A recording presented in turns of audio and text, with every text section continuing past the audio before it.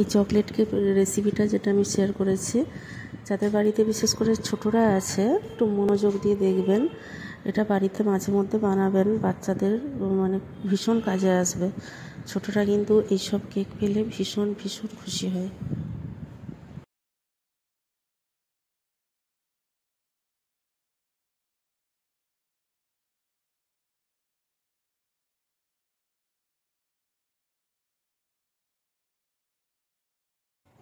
আসসালামু আলাইকুম। আজকে আমি চকলেট টিফিন কেক বা জন্মদিনের কেক সেটাকে কিভাবে বানানো যাবে সেটাই শেয়ার করছি। খুব সহজভাবে বাড়িতে কিভাবে কেকটা বানানো যায়, যেটা খুব কম খরচায় এবং ছোটরা দেখলে ভীষণ খুশি হয়ে যাবে।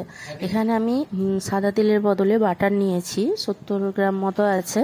আর এখানে চিনিটা ডাস্ট করে নিয়েছি হাফ কাপ পরিমাণ। যে পরিমাণ ময়দা নেবেন তার অর্ধেক পরিমাণ চিনিটা দেবেন। আর এখানে চিনির বদলে কিন্তু কনডেন্স মিল্ক ব্যবহার করলে আরও ভালো হয়। দিয়ে বাটারটা চিনিটাকে খুব ভালোভাবে মাখিয়ে নিলাম। আর এখানে আমি এই বড় কাপটার 1 কাপ পরিমাণ ময়দা নিয়েছি। এখানে ময়দাটা একটু চেলে নিতে হবে, সেজন্য এই চালনিতে নিয়েছি। আর একটু সামান্য বেকিং সোডা নিয়েছি 130 স্পুন।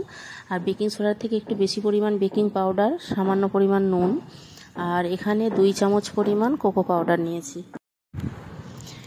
ছোটরা যখন স্কুলে যায় এমনিতেই বায়না করে চকলেট কেক নিয়ে যাওয়ার জন্য, তো দোকান থেকে কিনে অনেক সময় দিতে হয়। বাড়িতে এইভাবে খুব কম খরচাতে বানিয়ে নিন এবং বাচ্চাদেরকে দিন, বাড়ির ভালো জিনিসটাও পাবে এবং খেয়ে ছোটরা খুব খুশি হয়ে যাবে। মাঝে মধ্যে এইভাবে আমি বানিয়ে আমি ছোট বাচ্চাকে টিফিনে দিই, যে জন্য আপনাদের সঙ্গে এটা শেয়ার করছি। আপনারা আশা করছি উপকৃত হবেন। এখানে আমি দেখছেন উপকরণগুলো চালনি করে একটু চেলে নিলাম, নিয়ে এটা ভালোভাবে মিশিয়ে নিচ্ছি। আর এখানে আমি 1 কাপ ময়দার জন্য 1 কাপ দুধ নিয়েছি, ভালোভাবে আগে ফুটিয়ে ঠান্ডা করে নিয়েছিলাম। সেই দুধটা এখানে আমি ব্যবহার করছি। দুধটা অল্প অল্প করে দিয়ে আমি এখানে ব্যাটারটা রেডি করব। আর এইটা ভ্যানিলা এসেন্স, এটা হাফ টিস্পুনের মতো ভ্যানিলা এসেন্সটা দিলাম। এটা দিয়ে খুব ভালোভাবে 8-10 মিনিট ধরে কিন্তু ফেটিয়ে। এখানে আমি লিকুইড দুধ ব্যবহার করছি কেকটা বানাতে গিয়ে। এটা ডিম দিয়েও খুব সুন্দরভাবে বানানো যায়, সেটা একটু পদ্ধতিটা অন্যরকম।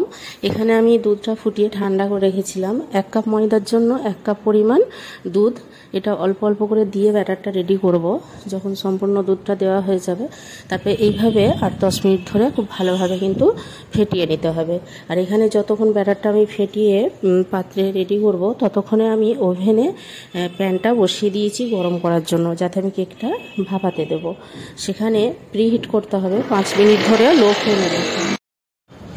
যে পাত্রে আমি কেকটা বানাবো অল্প একটু ঘি ব্রাশ করে নিয়ে একটা পেপার বিছিয়ে এভাবে আমি ব্যাটারটা ঢেলে দিলাম। দিয়ে এখানে যে আবার প্যানটা আমি গরম করতে দিয়েছিলাম সেখানে আমি বসিয়ে দেবো, দিয়ে ঢাকা দেব 30 থেকে 35 মিনিটের জন্য। প্রথমে 2 মিনিট হাই ফ্লেমে ঢাকা দিয়ে একটু গরম ভালোভাবে হয়ে গেলে তারপরে লো ফ্লেমে রেখে 30 মিনিট এভাবে ভাপিয়ে নিলে কিন্তু কেকটা বানানো হয়ে যাবে। এখানে আমি আর কাঠি দিয়ে চেক করছি না, কারণ এই রকম কেক আমি প্রায় সময় বানাই, এটা শিওর হয়ে গেছে কেকটা খুব ভালোভাবে। তো এটা নর্মাল টেম্পারেচার আনার জন্য অপেক্ষা করব। 1-1.5 ঘন্টা আপনি রেখে দিতে হবে, কিংবা আধ ঘন্টা পর নিচের ফ্রিজে রেখে নর্মাল করে নিতে পারেন। তারপরে বের করে এইটা পিস পিস করে কেটে ছোটদেরকে স্কুলে টিফিন দিন, তো এটা ছোটরা খুবই খুশি হয়ে টিফিনটা খেয়ে নেবে। তো এই পর্যন্ত টিফিন কেক রেডি।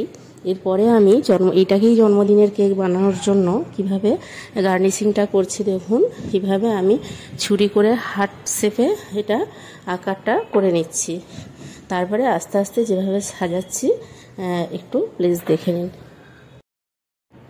যারা আমার ভিডিও দেখছেন প্লিজ চ্যানেলটিকে সাবস্ক্রাইব করবেন।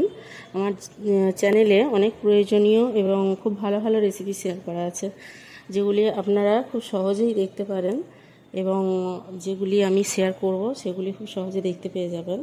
আর এখানে যে আমি রেসিপিগুলি শেয়ার করছি বেশিরভাগ ক্ষেত্রে মানে ছোটদেরকে উৎসাহিত করার জন্য। ছোটরা এখন তো বেশিরভাগ ফ্যামিলিতেই অনেক বাচ্চা আছে যারা মানে কি খাবার খেলে খুশি হবে সেটা বোঝা যায় না। তো আমার চ্যানেলটিকে ফলো করুন, এইসব রেসিপিগুলি বানিয়ে বাচ্চাদের খাওয়ান, তাহলে কিন্তু খুব খুশি হবে ছোটরা। আর দেখুন এই কেকটাকে এইভাবে আমি হার্ট শেপে কেটে নিয়েছি, নিয়ে আর যে আমি চকলেটটা ব্যবহার করব, ডেয়ারি মিল্ক চকলেট 5-6টা, ওটা কিন্তু আমি গরম দুধে গুলে নিয়েছি। অনেকে ওভেনে বসিয়ে দুধ গরম করে চকলেটটা দেয়, তো আমি দুধটা ফুটন্ত দুধ একটা বাটিতে 2-3 চামচ পরিমাণ নিয়েছি, নিয়ে তাতে ওই 5টা চকলেট দিয়ে গুলে নিয়েছি।